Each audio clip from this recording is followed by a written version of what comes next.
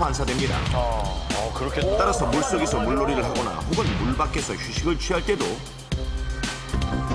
나도 모르는 사이 여기저기로 반사되는 자외선에 의해 서서히 각막에 화상을 입게 되는 것입니다. 선글라스 껴야 되네. 그렇지. 최근에는 초가을까지 더위가 계속되어 9월에도 해수욕장을 찾는 사람이 많지만 이런 자외선의 위험을 모르는 경우가 대부분. 초가을 최고 자외선 지수는 11.3으로 여름철 최고 자외선 지수인 12.1과 별반 차이가 없어 차이가 없네요. 초가을이라도 보경 씨처럼 자주 해변을 찾거나 각막이 약한 사람의 경우 직사 자외선과 더불어 수면에서 남바사되는 자외선까지 더해져 각막 화상이 발생할 수 있는가. 또한 각막은 한순간이 아니라 자외선에 의해 서서히 손상되는 것이 특징. 햇빛에 피부가 타면 처음엔 아픔을 못 느끼다가 피부의 껍질이 벗겨지면서 뒤늦게 아픔을 느끼는 것처럼 각막도 손상된 상피세포가 벗겨질 때 통증을 느끼게 되는데 남편은 해변에서 선글라스를 착용해 자외선을 차단한 반면 보경 씨는 선글라스를 제대로 착용하지 않아 계속 자외선에 노출됐습니다.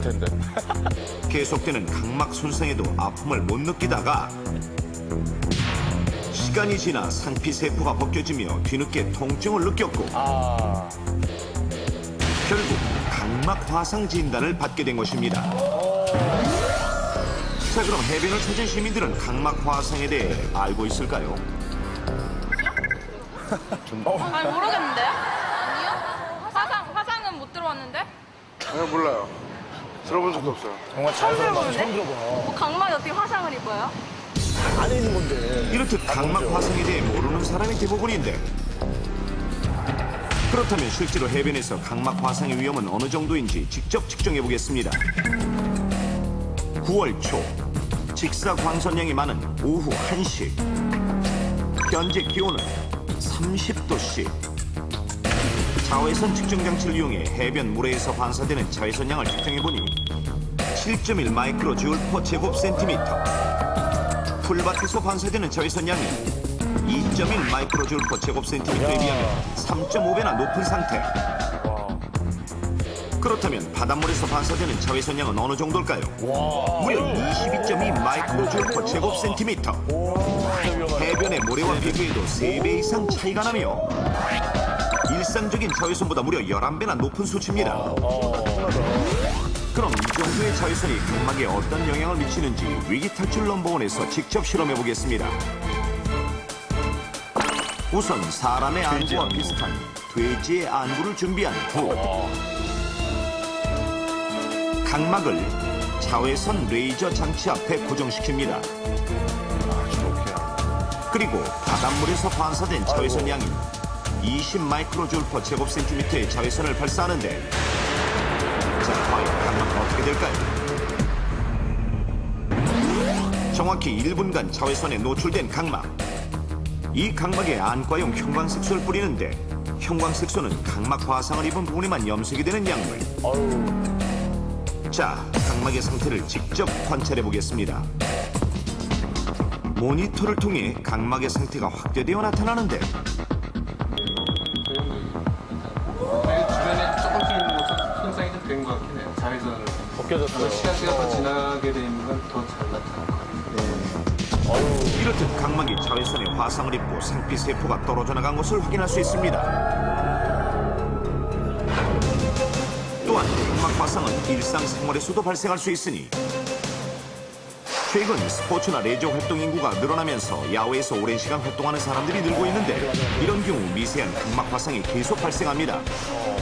그러나 이는 큰 증상이 없이 자연 치유돼 그냥 지나치는 경우가 많은데 하지만 이를 방치하면 안구에 손상이 축적되어 훗날 심각한 안구 질환으로 이어질 수 있는 것.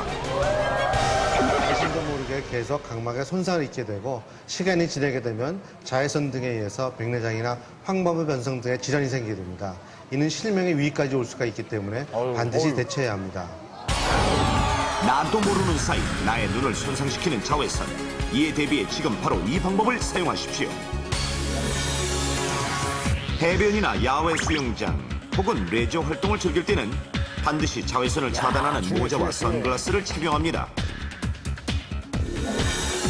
선글라스를 고를 때는 반드시 자외선 차단 표시인 UV 마크가 포착된 것을 선택하고 선글라스를 햇빛에 비춰보아 색상이 고르게 분포된 것을 고르는 것이 현명한 방법.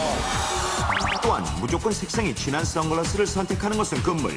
색상이 진하면 오히려 동공을 크게 만들어 망막에 침투하는 자외선 양이 증가할 수 있으므로 노란색이나 갈색을 선택하는 것이 좋습니다.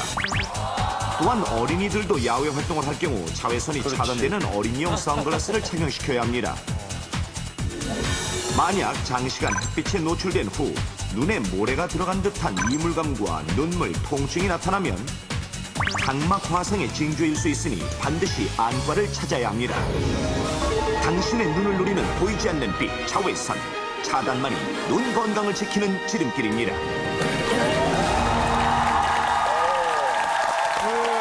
뭐 이제 초가을이 슬슬 시작되겠지만 아직도 따뜻해서 여기저기 야외 활동 많이 하시잖아요. 꼭 필요합니다. 선글라스 착용하셔야 됩니다.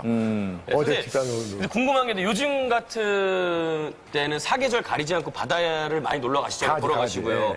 그렇게 바닷가를 찾아갔을 때 눈의 건강을 위해서 뭐 어떤 걸 지켜야 할까요?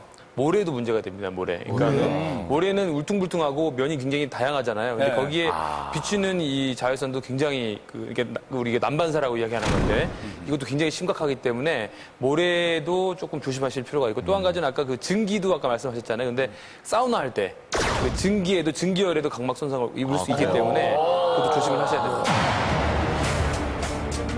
삶과 죽음을 결정짓는 순간의 선택. 만약 당신이라면 어떤 선택을 하시겠습니까? 위기의 순간 죽느냐 사느냐. 화롭다. 2005년 9월 전라남도의 한 시골 마을. 아유, 이 날씨가 이렇게 흐려서 어떡하나. 그러게요. 애들 오기가 힘들겠는데요. 이 씨 부부는 명절을 맞아 집에 오는 아들네 식구를 맞이할 채비에 아침부터 분주합니다. 여보세요? 네, 어머니 저예요. 저희 지금 가고 있는데요.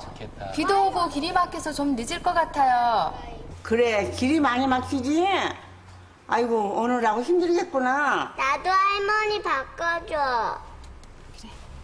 할머니. 귀여워요. 미리인가 봐요. 미리니? 할머니 닮았네. 할머니 보고 싶어요. 아이고, 시킨 거다, 내 저거. 새끼들. 뭐 먹고 싶니? 고기. 그래, 천천히 어서 와라. 미리야? 예, 뭐라고 그러는 거야? 고기가 먹고 싶대요. 아, 그래? 그럼 가서 당장 고기부터 사와야겠구만. 그러세요. 아들네 식구를 만날 생각에 노부부는 기대감에 부풀었는데 잠시 후 어머님, 저희 왔습니다. 아이고, 많이 힘들지? 아이고, 고생들 했다. 할머니. 고생들 했다. 아이, 그네. 무사히 고향집에 도착한 아들네 가족과 반가운 인사를 나누고